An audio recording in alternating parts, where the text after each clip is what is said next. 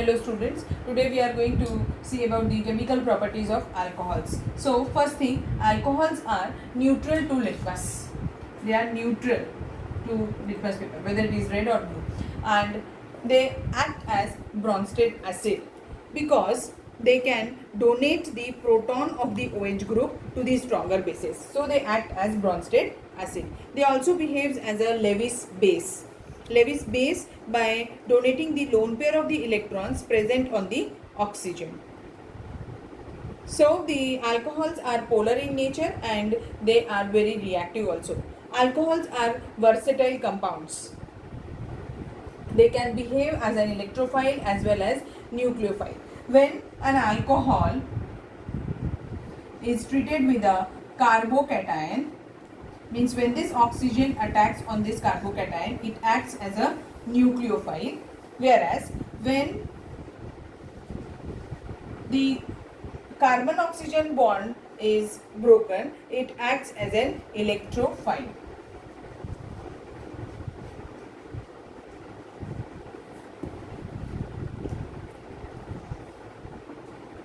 Alcohol shows three types of reactions.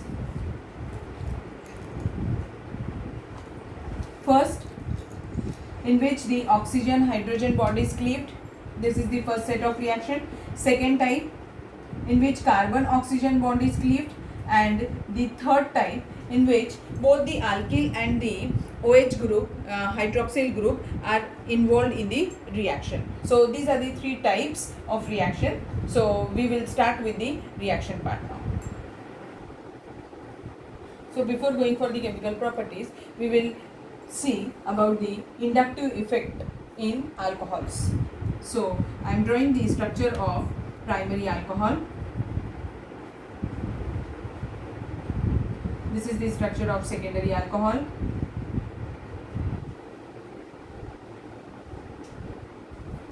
And this is the structure of tertiary alcohol.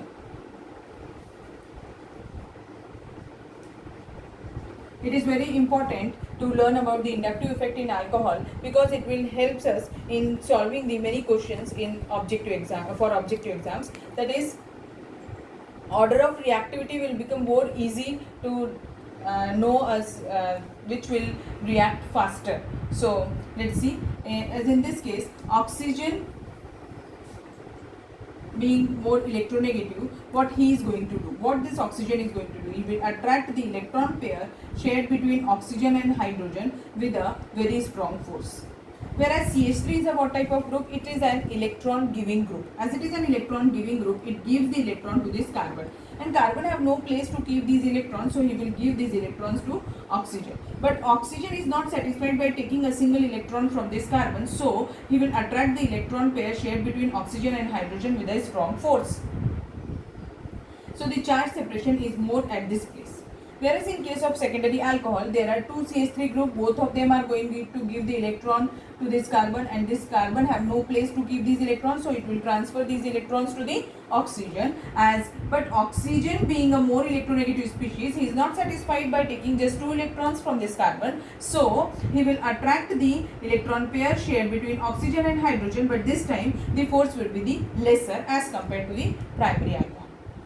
Whereas in case of tertiary alcohols, there are three CH3 group, all of them are going to give the electron to this carbon, and again carbon have no place to keep these electrons, so he will transfer all those electrons to the oxygen. As it transfers these electrons to the oxygen, as now more flow of the electrons are towards the oxygen from carbon to oxygen. Now but oxygen being a very greedy species, that is a very strong electronegative species, he is not satisfied just by taking the three electrons from the carbon, he will attract the electron pair shared between oxygen and hydrogen, but this time the force will be the least.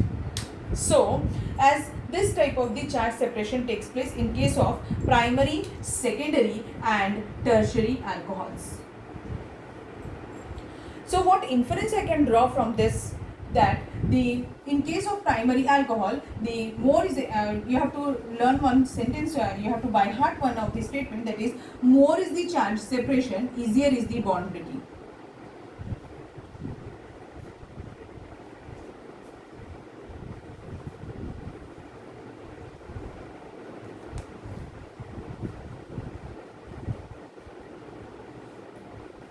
So what will happen? As in case of primary alcohol, the more charge separation is between the oxygen and hydrogen. So whenever we want to break a bond between oxygen and hydrogen, it will be easier in case of primary alcohols. Whereas in case of secondary alcohol, you can break the bond from any of the side, from either from the carbon oxygen bond or between the oxygen hydrogen, because both on both the sides the charge separation is same.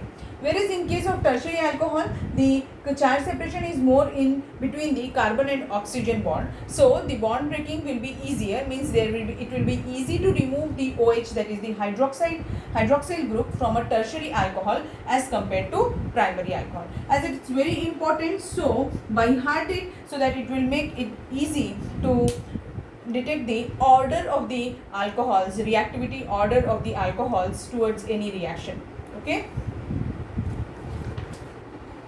So first we will start with the reactions involving the breaking of oxygen-hydrogen bond, cleavage.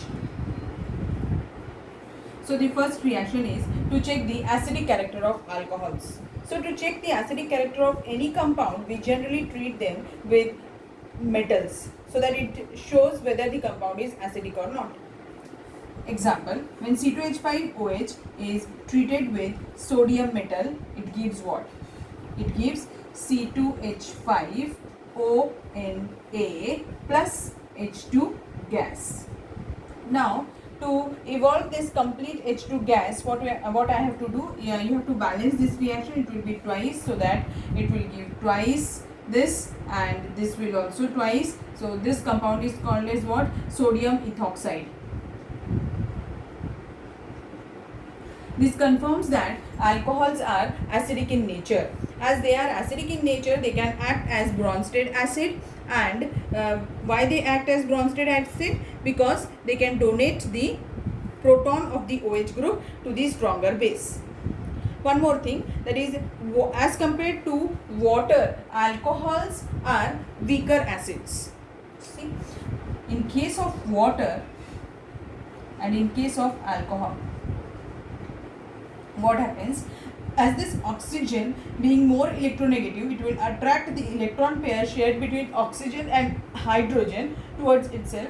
So it can release this hydrogen. Whereas in case of alcohol, this alkyl group is an electron giving group. As it gives electrons, so the force of attraction between oxygen and hydrogen will be lesser as compared to the earlier case. So the water is a stronger acid as compared to alcohol. So now the next reaction is esterification reaction. In esterification, what we do, in this, an alcohol is treated with monocarboxylic acid, RCOOH, and the reaction takes place in presence of concentrated sulfuric acid. So that it gives, as the name itself suggests, it is an esterification. So we are going to form an ester in this. So what is the formula of an ester? RCOO. If I am going to take an R dash here, so that it will be RCOO R dash plus water will be the byproduct in this reaction.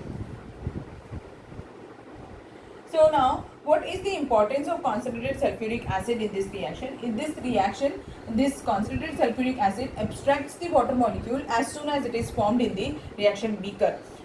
If we are not going to use concentrated sulfuric acid, what will happen? This ester will directly immediately react with this water molecule, and it will again form RCOH and ROH, means alcohol and carboxylic acid. So means if you are not going to use concentrated sulfuric acid, the reaction will become reversible, means as soon as it forms esters, it will again convert it into alcohol and carboxylic acid. So what is the role of concentrated sulfuric acid? There are two roles of concentrated sulfuric acid. One, that is, it abstracts the water molecule as soon as it is formed, and the second, to stop the reversibility of the reaction. Now let's see the water molecule. In this, the H comes from which thing and OH comes from which thing. As this is an alcohol and this one is an acid. This is the only reaction in our organic chemistry in which the carboxylic acid acts as a base. So this carboxylic acid will give OH and the alcohol will give H. So in water molecule, the H comes from what? H comes from alcohol and OH comes from what? Carboxylic acid. Now there one question arises that how I came to know that from where the H is coming and from where the OH is coming. It is from isotopic tracer technique. It helps us, isotopic tracer technique helps us to find out from where does the H of the water comes from or OH of the water comes from. So by isotopic tracer technique, just use one of the oxygen as an isotopic, whether if I am taking the isotopic alcohol in this case, if we get an isotopic water molecule, it means the OH comes from alcohol, but we don't get an isotopic water molecule, so it confirms what? That alcohol gives H and carboxylic acid gives OH. Now, sometimes one more question is asked on this, that is, what will be the order of the reactivity of alcohols towards esterification reaction? So see here, students, that in this alcohol is giving what? H. So just we have seen in the earlier case in inductive effect, that is in primary, secondary and tertiary alcohol, which alcohol is will give easily H ion. This means what will be the order of reactivity of alcohols towards esterification reaction? 1 degree will be more reactive, then second 2 degree and 3 degree. So this type of question is also asked in competitive exams regarding the order of reactivity. Now one more thing, if I am going to use, instead of concentrated H2SO4, we can use concentrated HCl also. So when we use concentrated HCl gas or HCl gas is used as a catalyst, the reaction is termed as Fischer-Spear esterification reaction. Fischer-Spear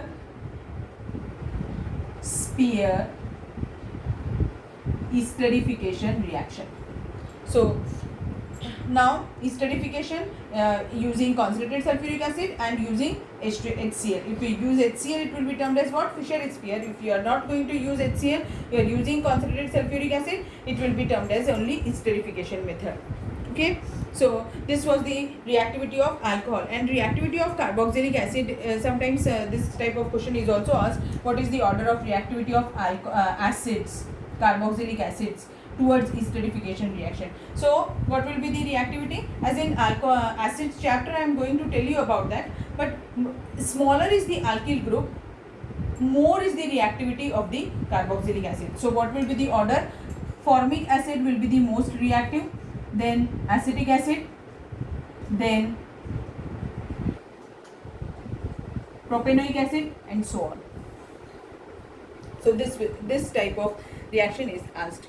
Okay, so now the next reaction which we are going to study is example for esterification reaction: CH3OH plus C2H5 COOH in presence of concentrated sulfuric acid.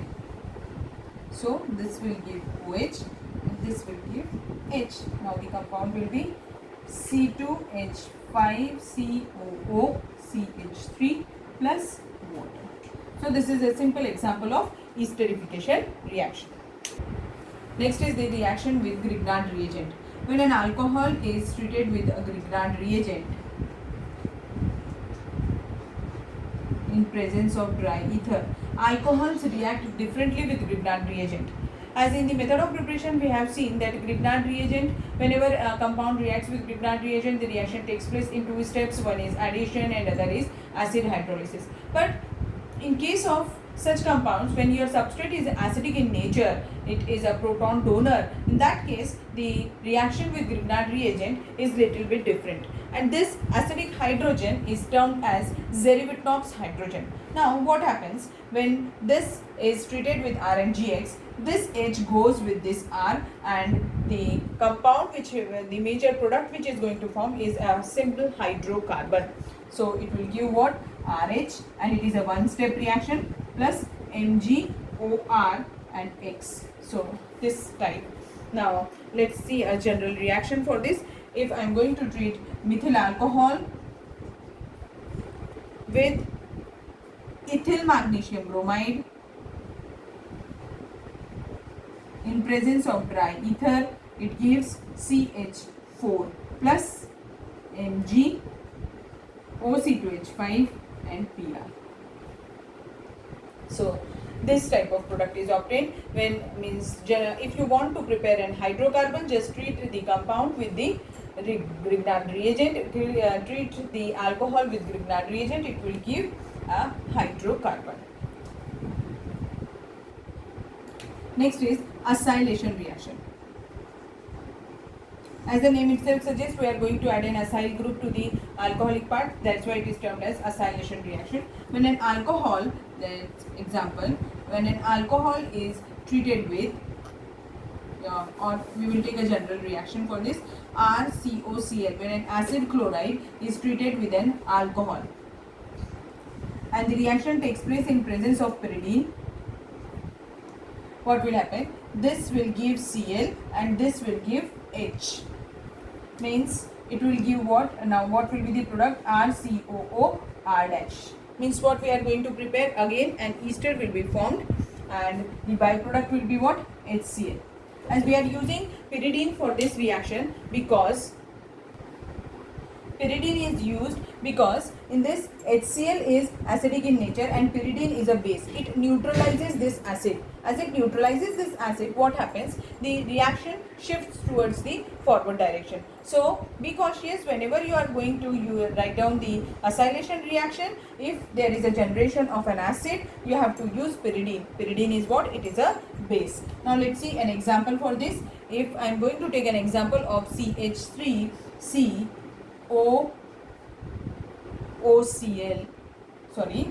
CH3COCl plus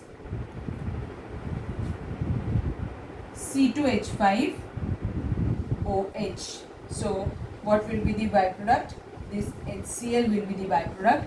Reaction takes place in presence of pyridine and what will be the main product? It will be CH3COO C2H5. CH3COO C2H5 plus HCl will be the byproduct. Now for acylation reaction, what alcohol is going to give? Alcohol gives H. So what will be the order of reactivity of alcohols towards acylation reaction? It will be, for alcohols, the order of reactivity will be primary alcohol will be most reactive as compared to secondary alcohol and tertiary alcohol will be least reactive. Okay, so do you get my point? That if you have not learned this inductive effect, it will be more difficult for us to give the answer about what will be the order of reactivity of the alcohol. So it becomes easy when we study this part and later on we write down the reactions. Okay, so this was all about the oxygen hydrogen bond cleavage in chemical properties of oxygen hydrogen bond cleavage of alcohols. Okay, thank you.